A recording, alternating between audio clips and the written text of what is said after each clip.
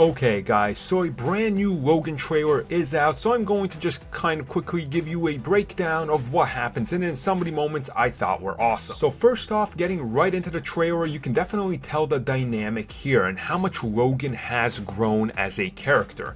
Now obviously he is a character who would always pull a punch first, ask a question later. He was hot-headed, and he was quick to pull the trigger, more or less you could say. The claws come out, and he's willing to show how tough he is and not to mess with him.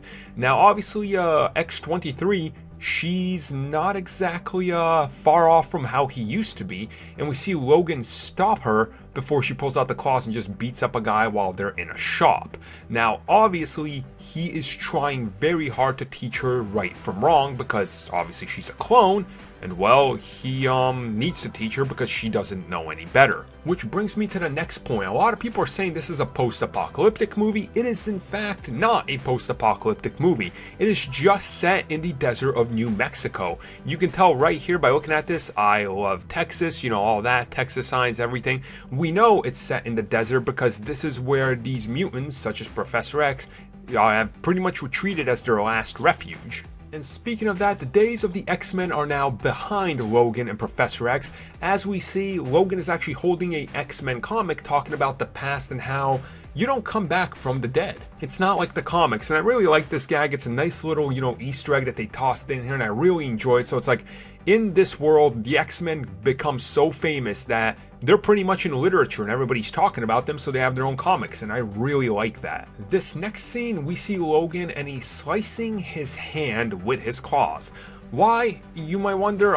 My guess is he wants to prove and wants, 100% knowledge that she probably does share the same DNA as him. So he's going to take his own blood, and they're going to compare the two, and it's going to be like, yeah, she's yours. She is your clone, Logan. So then we actually look across the desert, and we see the bad guys coming in their trucks. Now, obviously, we still don't know who exactly the villains are. We could speculate, but who really knows, as this is Fox, so they might even change stuff up, as that's common to happen. And they are looking for the girl. Now, if you look behind him, you're going to notice, this like water tank. What are those water tanks? I think it's called just the water tank. Anyway, this is the compound where Professor X is hiding out. So as they send the dude off to find X-23, we see that when she comes out, they know who she is. They know she has claws, and when she starts pulling them out, they're not very pleased about it because they know what's about to proceed is death. So these are clearly the people that are responsible for cloning her or watching over her